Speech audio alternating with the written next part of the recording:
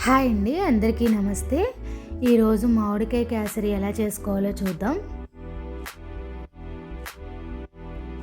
ముందుగా ఒక కళాయి తీసుకొని అందులో 3 టేబుల్ స్పూన్ల నెయ్యి వేసుకోవాలి.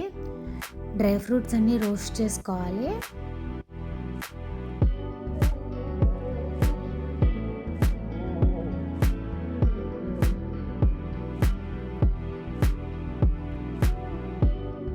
డ్రై ఫ్రూట్స్ రోస్ట్ అయిన తర్వాత పక్కన పెట్టుకోవాలి.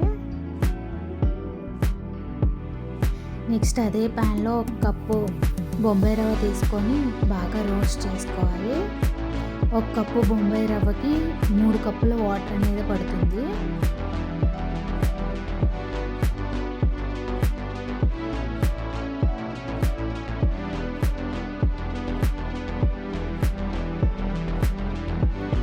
బాగా రోస్ట్ అయిన తర్వాత వాటర్ పోయాలి.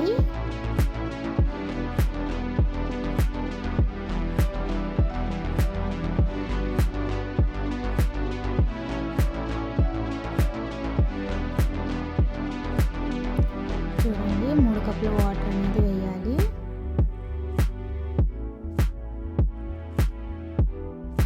వేసి బాగా ఉడికిన తర్వాత అందులో 1 కప్పు పంచదార వేసుకోవాలి.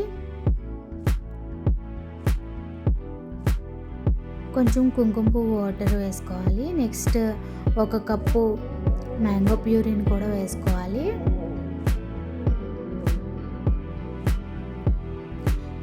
వేసుకున్న తర్వాత బాగా మిక్స్ చేసుకొని బాగా కలుపుకోవాలి. బాగా ఉడికించుకోవాలి. దగ్గర పడేంత వరకు దగ్గరే ఉండి కలుపుకోవాలి.